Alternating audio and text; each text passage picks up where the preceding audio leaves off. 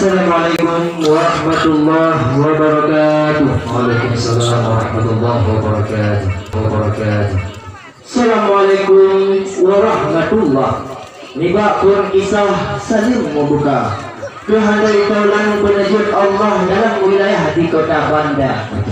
Awan pelimbut gunung Selawak, ujian meruah dunia udahnya. Dengan izin ko katul melangkah, katul mesinggah nibak syedara. Alhamdulillah. Hajar dalam hati memang kadang lupa. Bak darah baru yang sudah lintul kamu jakwa. Tapi orang yang berizin Allah katul melangkah bak sinyak darah.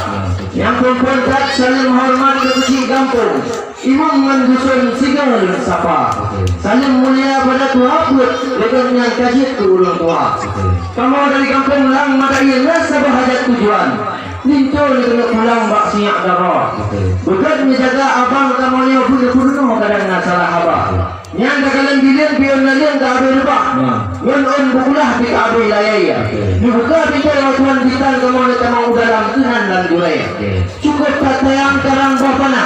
Kabel jelas karena kedua. Oh, kau guna kamu nak apa ni singgah sinau di luar. Andai kerja kamu laju bagah-bagah. Nyuruh mengalah dalam uloka. Jadi punya masalah hai tuan kita baulun tuan dijawab segera. Waalaikumsalam warahmatullahi Jaro dualah ating jimala.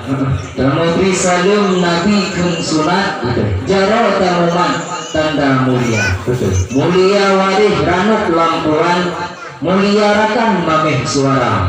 Kamu urung pormo hati cukup tak senang karena rombongan katrus medeka.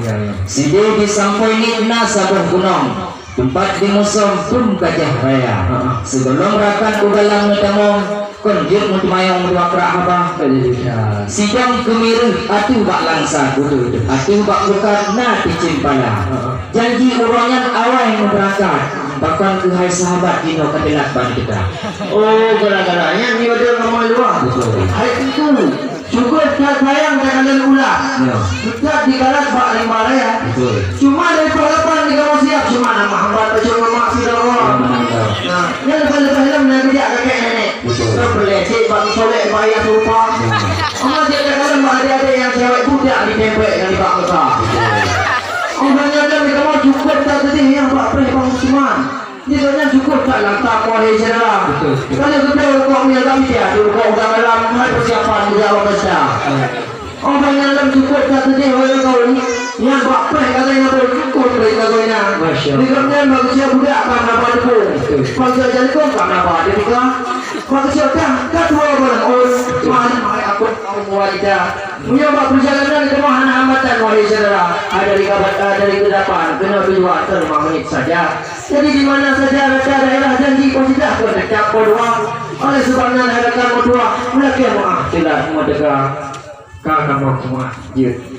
Mangat-mangat rasa berpisah bodoh, tapi hansapan rasa semangka nyonya. Kamu terima menyolagenya, maklum herakan sibuk lakonya.